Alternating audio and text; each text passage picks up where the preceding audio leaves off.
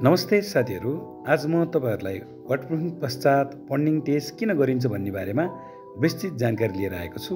नमस्कार, घर सिक्ने प्रणाली तपाईहरुलाई हाम्रो YouTube च्यानलमा स्वागत छ। हामीलाई फलो अनि सब्स्क्राइब गरेर तल दिएको लाइक बटनमा लाइक गर्न सक्नुहुन्छ। हस्त म तपाईहरुलाई वाटरप्रुफिङको बारेमा बताउन गइरहेको छु। सर्वप्रथम कुनै पनि कौसीमा पानी लिकेज भएमा हामीले कसो गर्ने भनेर तपाईहरुले विचार गर्नुहुन्छ भने पहिला हामीले वाटरप्रुफिङ गराउनुपर्छ। वाटरप्रुफिङका विभिन्न प्रक्रियाहरू हुन्छन्। ती मध्ये आज तपाईलाई म वाटरप्रुफिङ मेम्ब्रेन सिटको बारेमा जानकारी दिन गइरहेको छु। वाटरप्रुफिङ मेम्ब्रेन सिट चाहिँ किन लगाउने भन्दाखेरि यो चाहिँ कुनै पनि स्ल्याबबाट पानी तलपट्टि चुयो अनि ढलानहरू क्र्याक भएको छ भने हामीले यसलाई अनिवार्य लगाउनु पर्ने हुन्छ।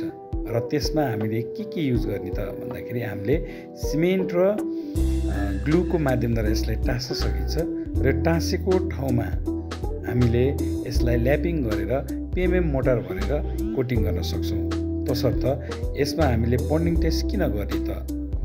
किनभने यसमा पन्डिङ टेस्ट गर्नुको मुख्य फाइदाहरू सिमेन्टले टाँसेको कारणले गर्दाखेरि यो चाहिँ पछि फुट्न सक्ने सम्भावना हुने भएको कारणले यसलाई सिमेन्टको हिट बढ्ने भएको कारणले यो फुट्न सक्ने हुनसक्छ। त्यसकारणले हामीले त्यसमा पानी पन्डिङ टेस्ट गरिसकेपछि यसलाई मजाले सेट हुन समय लाग्छ र राम्रोसँग सेट पनि हुन्छ। किनकि सिमेन्टलाई पानीले भिजायो भने राम्रोसँग सेट हुने भएको कारणले हामीले यसलाई पन्डिङ टेस्ट गर्छौँ। दोस्रो चाहिँ किन गरिन्छ भन्दाखेरि दोस्रो चाहिँ हामीले कतै लिकेज छ कि भनेर प्याराफिट वालबाट लिकेज छ कि पाइप सिलबाट लिकेज छ कि भन्ने बारेमा जान्नको लागि हामीले यसरी पन्डिङ टेस्ट गर्छौँ। पन्डिङ टेस्ट चाहिँ प्राय 2 देखि 5 दिनसम्म गर्न सकिन्छ।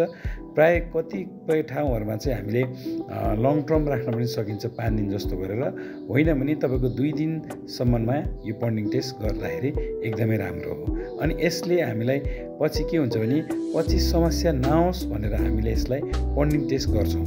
पछि विगतमा वाटरप्रुफिङ गरिसके पश्चात पन्डिङ टेस्ट नगरिकन कोरा अथवा टायल लगायो भने के हुन्छ भन्दाखेरि पानी लिकेज भइदियो भने फेरि कोरा टायल फेरि फुटाउनु पर्ने डर हुन्छ। त्यसकारण हामीले पहिला नै यसलाई पन्डिङ टेस्ट गर्छौँ र टायल अथवा कोरा लगाउनको लागि हामीले त्यसलाई रेडी गर्छौँ।